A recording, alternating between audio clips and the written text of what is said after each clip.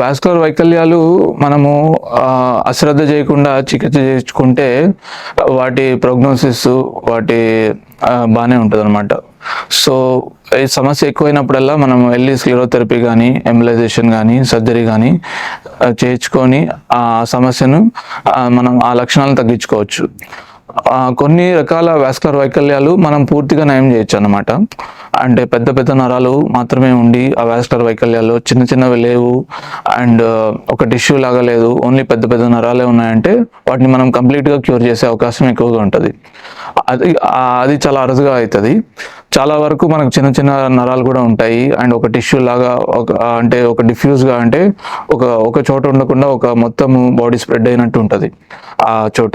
So అలాంటి వైకల్యాలని మనం కంప్లీట్గా క్యూర్ చేయలేం. అవి ఎక్కువైనప్పుడు వాటి సమస్య ఎక్కువగా ఉన్నప్పుడు వాటికి చికిత్స చేసి ఆ లక్షణాన్ని తగ్గించవచ్చు.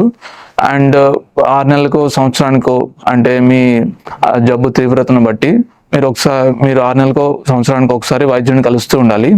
అవి ఎక్కువైతున్నాయని చూసుకుంటూ ఉండాలి. అవి మళ్ళీ ఎక్కువైనప్పుడు మళ్ళీ వాటికి చికిత్స చేయాల్సి వస్తుంది అనమాట.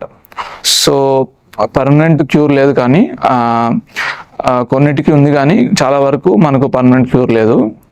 లక్షణాలను తగ్గించుకొని మళ్ళీ మళ్ళీ చూసుకుంటూ మనము చికిత్స చేసుకుంటూ మన లైఫ్ స్టైల్ని ఆ విధంగా ఉంచుకోవచ్చు. సో చాలా వరకు మన చికిత్సతో నార్మల్ లైఫ్ స్టైలే మనము లీడ్ చేయొచ్చు అన్నమాట.